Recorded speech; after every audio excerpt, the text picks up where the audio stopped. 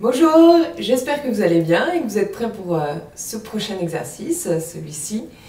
Nous allons pour la première fois, alors pas du tout pour la première fois, mais tout de même, là officiellement, nous allons aborder les premières notions de perspective.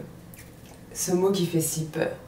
Ne vous en faites pas, on va le faire en douceur, ça va aller tout seul. Premièrement, on observe. Lorsqu'on se trouve devant un paysage, en général, et qu'on veut le dessiner, on va commencer par l'élément qui est le plus proche de soi, puis celui un petit peu plus loin. C'est-à-dire que nous commençons par celui qui est au premier plan. Et en voulant dessiner ce qu'il y a derrière le premier plan, ensuite, après avoir fait le premier plan, on le fait, mais c'est un peu en trichant. C'est-à-dire que on va dessiner uniquement ce qu'on voit qui se passe derrière. Ce n'est pas réellement ce qui se passe derrière, c'est uniquement une portion de ce que là, maintenant, on voit. Ce qui fait donc que ce plan, cet arrière-plan, n'a pas pu exister intégralement de lui-même et n'a pas pu s'exprimer intégralement de lui-même avant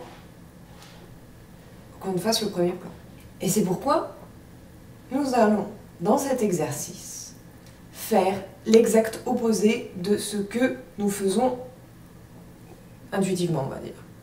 Nous allons d'abord dessiner ce qui est le plus loin de nous et progressivement nous rapprocher par ce qui est le plus proche de nous. Petites expérimentations qui vont vous aider dans la perspective et que vous allez pouvoir utiliser. Prenons cette bouteille. Je la pose ici. Me voilà loin de cette bouteille. Si je veux toucher à cette bouteille, sans bouger de là où je suis, parce que lorsqu'on dessine en général, on ne bouge pas en même temps qu'on dessine, on prend un angle et on dessine ce qu'on a choisi de dessiner. En général, ça se passe comme ça quand vous dessinez un paysage. Bon, eh bien, admettons, je veux toucher cette bouteille, je ne peux pas la toucher. Ok. Si je mets un peu d'effort, non, toujours pas. Je peux toujours pas la toucher. Je me rapproche un peu, je peux la toucher. Mais du bout des doigts, uniquement. Puis, je me rapproche encore, je peux la tenir, cette bouteille. Je peux la tenir, je peux la pousser, je peux la tirer. Et encore plus, ici, je pourrais en mettre encore plus de force dans cette bouteille. Expérimentez-le avec votre corps. Demandez s'il le faut à quelqu'un de tenir une planche, un mur. Expérimentez-le. Plus vous êtes loin, moins vous pouvez toucher. Plus vous êtes proche, plus vous pouvez toucher. C'est important. Vous allez comprendre qu'en perspective, c'est la même chose. Plus une chose est loin, moins je peux la toucher. Plus elle est proche, plus je peux la toucher. Plus je vais avoir de détails parce que c'est proche, moins je vais avoir de détails puisque c'est loin. C'est pareil pour les sons. Si je suis proche de vous, vous allez m'entendre parler très fort. Mais si je suis loin, est-ce que vous m'entendez toujours?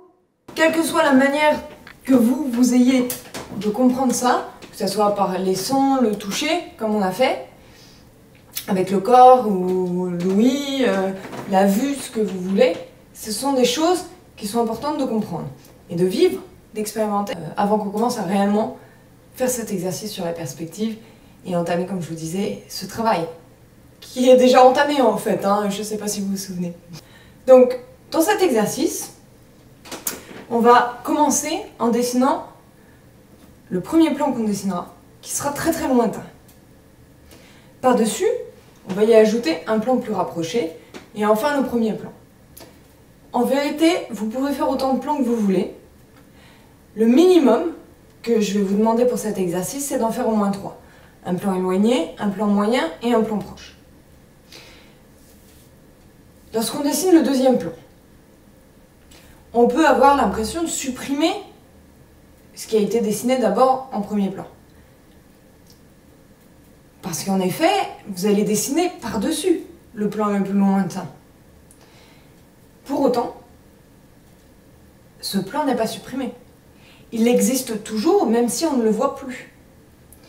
Et il va apporter une force supplémentaire à votre dessin. il va falloir accepter de faire le deuil de certains éléments au profit d'autres.